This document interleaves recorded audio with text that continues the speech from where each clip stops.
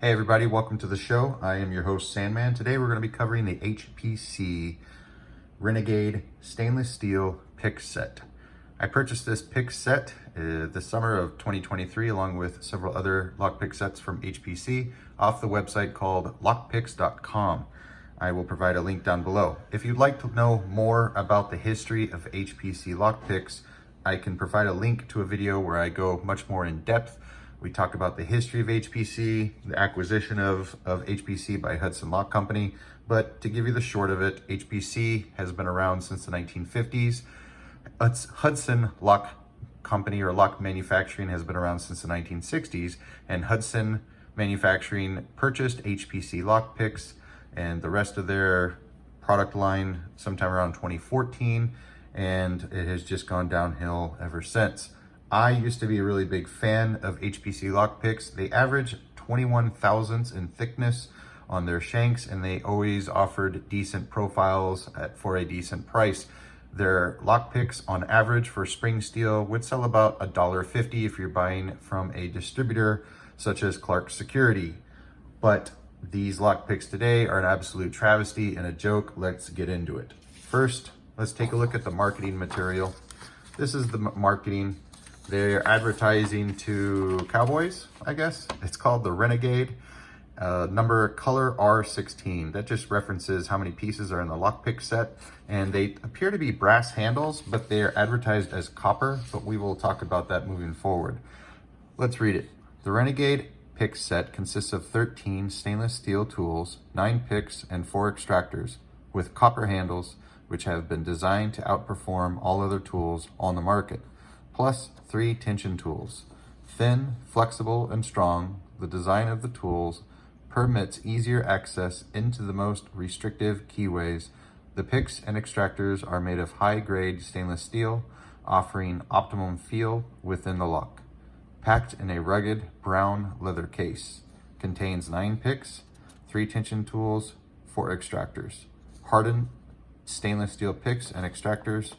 Tempered spring steel tension tools. SKU is color R16. So the SKU, as I said, is just how many pieces are in the lockpick set, and I think that's where they go wrong. They just look at this as like, let's just give them a pick set with 16 pieces and we'll charge them $100 for it. That's right, I paid $100 for this pick set. I should have taken my money somewhere else. I always wanted this pick set, been looking at it for 5 years. I finally pulled the trigger on it, and it was a terrible idea. We have the 3 half twist spring steel tension wrenches. We have the 4 extractors, which make up 30% of this lockpick set. And then we have a whole bunch of rakes, half of which don't even work at all. And then we have 3 picks for single pin picking. Let's talk about that. We have 1 medium hook. We have 2 DeForest hooks, 1 flat, 1 round. And then we have a ball hook, and it's not stainless steel. This ball hook is spring steel. So my stainless steel lockpick set came with a spring steel lockpick. I could have returned this lockpick set and asked for an exchange. I didn't want to waste the time. I just bought it for collecting purposes, and this is the garbage that I get, and this is good because this will remind me never to buy Hpc ever again. Let's talk about the rakes real quick. Of the rakes, I was able to open some Master 3s and some Chinese security padlocks with these 2 picks that are basically ripoffs of Raimundo's Bogota style rake lockpicks. And then these are just absolute garbage. These are kind of a play on the S rake and snake rake that Hpc has been producing for almost 70 years. But they're canted at an angle and they just did not work at all. I think they tried to take customer feedback and take that angle of the profile and bend it upwards so that way it has more of an attack angle when you're doing kinetic style attacks, but these just don't work. This thing is a travesty. I have no idea what is going on with this pick. I don't know if it's trying to be a single pin pick on one side and a rake on the other. This I couldn't get a single lock to open with, not even my easiest padlocks. I couldn't get any of my padlocks open with any of these rakes.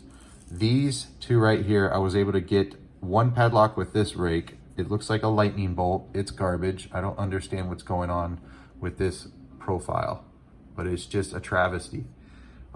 These 4 rakes are pretty much useless. I was able to zip open all of my padlocks with this particular rake, and I was thinking, okay, well, they got something good about this pick set, except even though it's stainless steel, this pick profile is super delicate. Look at that, I just bent it, just barely touching it. This thing is so fragile at that point. Why on earth they designed it like this is beyond me. You could make this, the bottom of this shank, super thick, and the pins will never know the difference. I'll never tell them. They would have no idea. Why on earth they decide to thin out this profile is beyond me right there. That's such a failure point.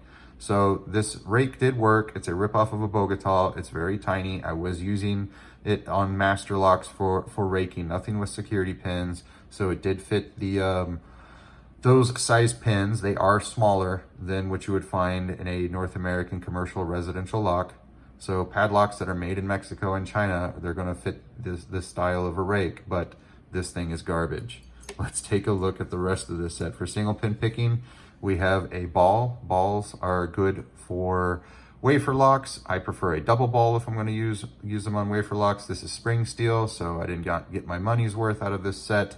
And let's take a look at the DeForest diamonds here. So a DeForest half diamond. One is a flat, one is a round. That is the only difference that I can visually tell.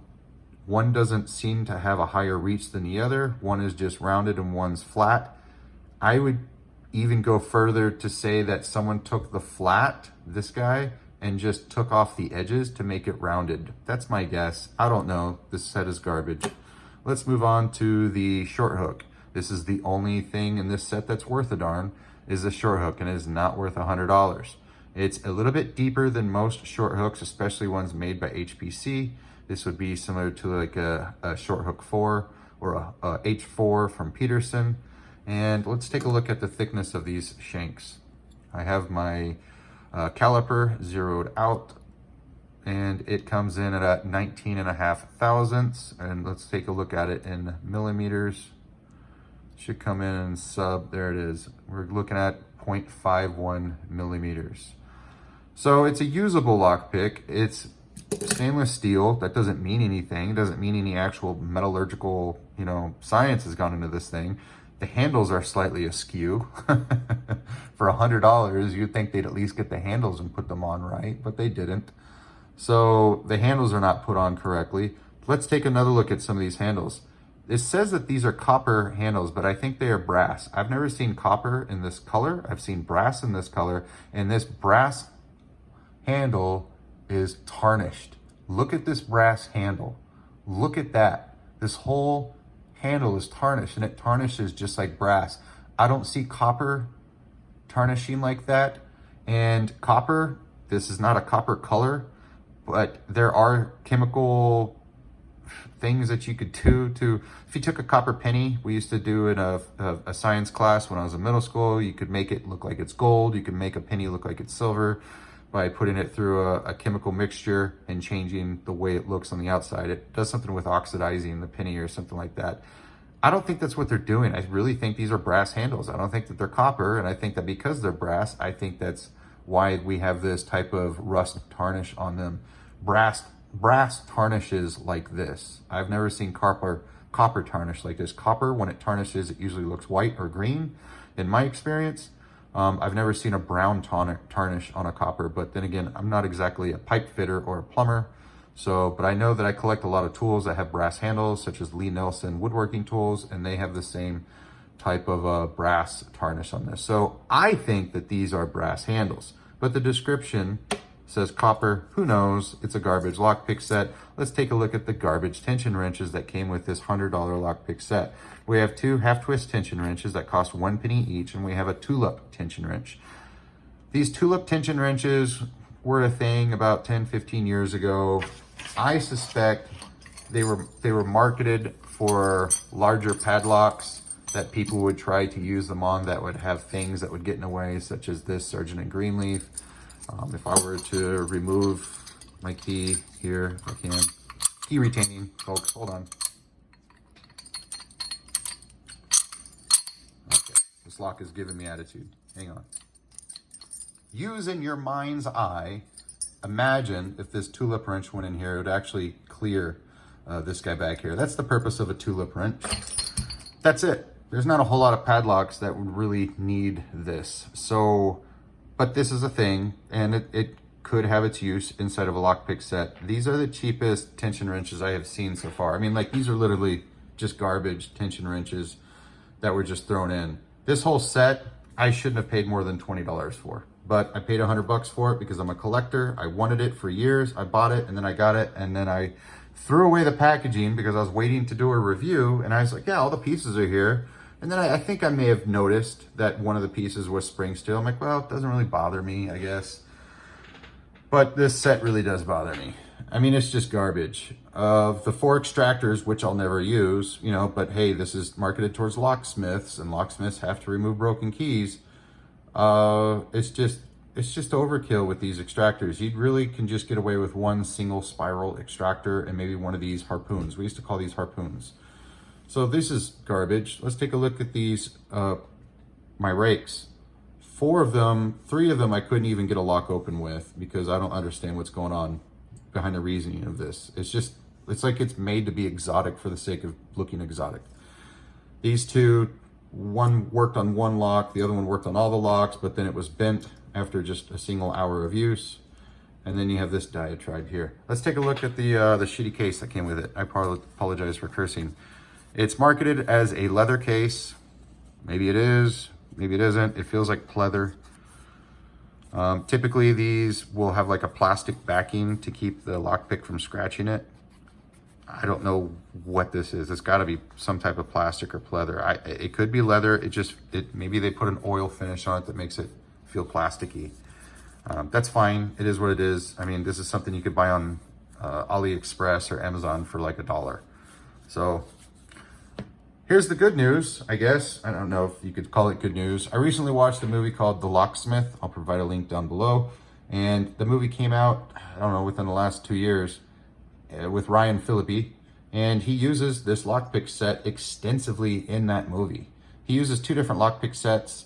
The main primary lockpick set that they use to track down who broke into their safe or who broke into, you know, and stole the money that, you know, $500,000, whatever the story was they found this lockpick set laying on a table, and this was the lockpick set that Ryan Phillippe's character uses in the movie. So that's something of note, something worth noting. But the movie was terrible. There's a lot of lockpick scenes in the movie. None of them are correct. I don't understand how they can't get a single locksmith on set of a movie that takes 6 to 12 weeks to film and say, hey, let me spend 5 seconds and show you how to rake open a lock. Instead, throughout the entire movie, they show Ryan Phillippe taking 2 picks like this and inserting them both in a lock and picking it like that. Can it be done? Sure, it can be done. Is that how you're supposed to pick a lock? No, definitely not. There's a portion in the movie where he's showing his daughter how to pick locks using a bobby pin. And he's describing that you need a tension wrench and you need a lifter pick, and then you're looking for a seizing pin. And when you lift that single seizing pin, the lock opens like magic. So it was, I give them a C for effort, but none of that is correct. The right church, wrong pew. But other than that, this lockpick set is an absolute waste of money. Do not spend $100 on this lockpick set. I will be featuring much better lockpick sets moving forward into the future. I'm just going through my collection, things that I've received recently, things that I've had in my collection for 15 years, and whatever just piques my interest. I'm going to be featuring another Hpc lockpick set. It won't be the last one, but it's going to be the next one coming up, and it's the Hpc Stealth lockpick set. So keep an eye out for that one. I'll put that out in a couple days. Thank you all so much for watching. Don't waste your money on this lockpick set. Stay away from Hpc lockpicks. And if you'd like to learn more about Hpc lockpicks and why these were popular in locksport and among locksmiths in North America, check out my Lady Locks pick set review. Thank you all for watching.